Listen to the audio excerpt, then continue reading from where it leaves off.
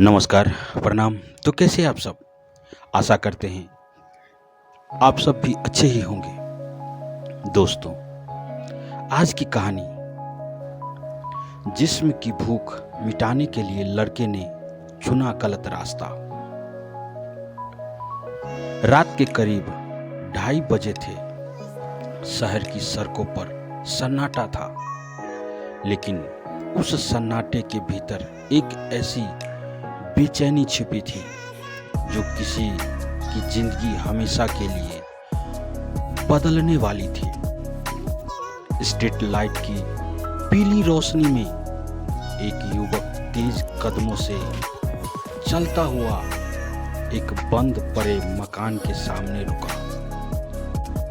उसकी सांसें तेज थी, आंखों में अजीब सी घबराहट और चेहरे पर ऐसा तनाव जैसे भीतर कोई तूफान मचा हो। उस युवक का नाम था आदित्य वर्मा। उम्र करीब 24 साल। पढ़ा लिखा, देखने में सामान्य, लेकिन भीतर से टूटा हुआ। आदित्य एक छोटे से शहर से पढ़ाई करने के लिए महानगर आया था। इंजीनियरिंग की डिग्री, बड़े सपने और जेब में सीमित पैसे। हॉस्टल की 4 दीवारों में रहते रहते उसकी दुनिया सिमटती चली गई। पढ़ाई का दबाव, नौकरी की अनिश्चितता और अकेलापन, इन सब ने मिलकर उसके मन में एक खालीपन पैदा कर दिया। वो खालीपन धीरे धीरे एक गलत दिशा लेने लगा। दोस्तों के साथ मजाक में शुरू हुई बातें मोबाइल पर देर रात तक स्क्रॉल करते वीडियो और सिर्फ कल्पनाओं का ऐसा जाल जिसे निकलना आसान नहीं था। आदित्य खुद को समझाता रहा कि सब ठीक है, लेकिन भीतर कहीं कुछ टूट रहा था। एक शाम कॉलेज से लौटते वक्त आदित्य की मुलाकात नेहा वर्मा से हुई। नेहा उसी बिल्डिंग में रहती थी जहां आदित्य किराए पर कमरा ढूंढ रहा था। आत्मविश्वासी, सुलझी हुई और अपने काम में व्यस्त नेहा एक प्राइवेट कंपनी में काम करती थी। शुरुआत में बस हल्की फुल्की बातचीत हुई, लिफ्ट में हाय हेलो, फिर कभी कभी चाय पर छोटी बातें। आदित्य को लगा शायद यही वो सहारा है जो उसकी जिंदगी को संतुलन दे सकता है। लेकिन आदित्य की सोच धीरे धीरे उम्मीद से ज्यादा आगे बढ़ने लगी। नेहा की शालीनता और दोस्ताना व्यवहार को आदित्य ने कुछ और ही समझ लिया। उसके मन में एक तरफा उम्मीदें पलने लगी। उसने नेहा को मैसेज भेजने शुरू किए, पहले सामान्य, फिर धीरे धीरे निजी। नेहा ने साफ शब्दों में दूरी बनाए रखने की कोशिश की। उसने कहा कि वो सिर्फ पड़ोसी की तरह बात करना चाहती है, लेकिन आदित्य का मन यह मानने को तैयार नहीं था। यहीं से कहानी ने एक खतरनाक मोड़ लिया। आदित्य के भीतर का संघर्ष अब बाहर आने लगा था। दिन में तो वो सामान्य दिखता, लेकिन रातें उसके लिए सबसे कठिन होती। अकेलापन, कुंठा और गलत सोच, इन सब ने मिलकर उसके विवेक को कमजोर कर दिया। उसने खुद को समझाया, बस एक बार सब ठीक हो जाएगा। यही वो पल था जब उसने सही और गलत के बीच की रेखा पार कर दी। उस रात नेहा देर से ऑफिस से लौटी थी। बिल्डिंग लगभग खाली थी।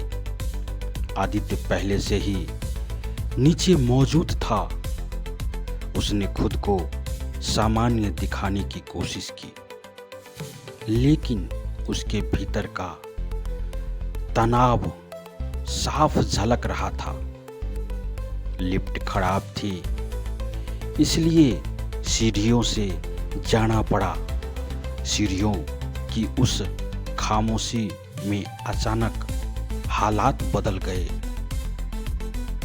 नेहा ने विरोध किया, मदद के लिए आवाज लगाई, लेकिन डर, सन्नाटा और अचानकपन सब कुछ बहुत तेजी से हुआ।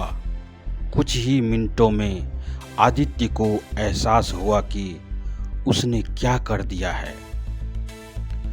आदित्य वहां से भाग निकला। उसका दिमाग शून्य था, हाथ कांप रहे थे। वो समझ नहीं पा रहा था कि अब क्या करे। उसने मोबाइल बंद कर लिया और खुद को कमरे में बंद कर लिया। उधर नेहा हिम्मत जुटाकर किसी तरह बाहर आई और पुलिस को सूचना दी। केस पहुंचा इंस्पेक्टर श्रेया सिंह के पास। तेज दिमाग, अनुभव और सख्त अनुशासन के लिए जानी जाने वाली अधिकारी श्रेया ने सबसे पहले घटना स्थल का मुआयना किया।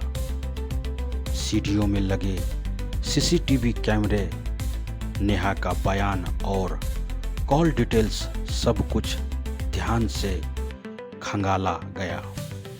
नेहा ने साफ कहा, मैं उसे जानती थी, लेकिन उस पर भरोसा नहीं था। मैंने कई बार दूरी बनाने की कोशिश की थी। सीसीटीवी फुटेज में आदित्य साफ दिखाई दे रहा था।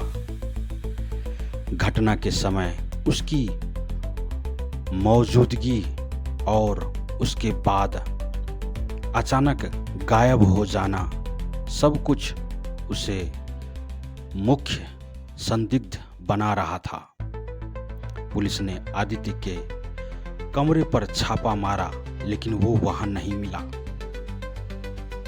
आदित्य शहर से बाहर भाग चुका था।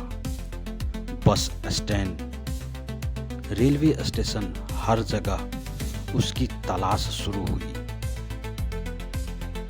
मोबाइल बंद था, लेकिन एक छोटी सी गलती ने उसे फंसा दिया।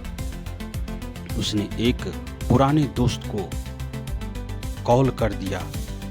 यही कॉल पुलिस के लिए सुराग बन गई।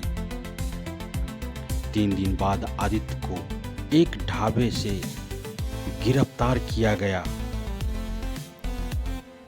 थका हुआ, डरा हुआ और टूट चुका।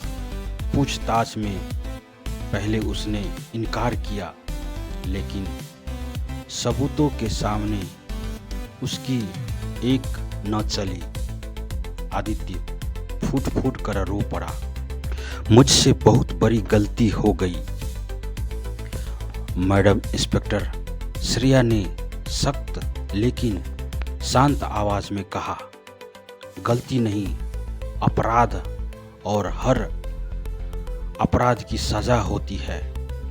कोर्ट में मामला चला।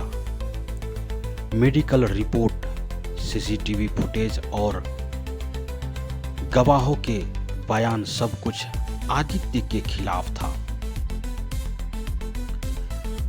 अदालत ने आदित्य को कड़ी सजा सुनाई। जज ने अपने फैसले में कहा, किसी की सहमति के बिना किया गया हर कृत्य अपराध है। समाज में ऐसे अपराधों के लिए कोई जगह नहीं। नेहा के लिए यह सफर आसान नहीं था, लेकिन उसने हार नहीं मानी। काउंसलिंग, परिवार का साथ और अपने आत्मविश्वास के दम पर उसने जिंदगी को फिर से पटरी पर लाया। इस कहानी का अंत सिर्फ एक सजा नहीं, बल्कि एक चेतावनी है। जिस्म की भूख अगर दिमाग पर हावी हो जाए तो इंसान हैवान बन जाता है। गलत रास्ता सिर्फ एक जिंदगी नहीं, कई जिंदगियों को बर्बाद कर देता है।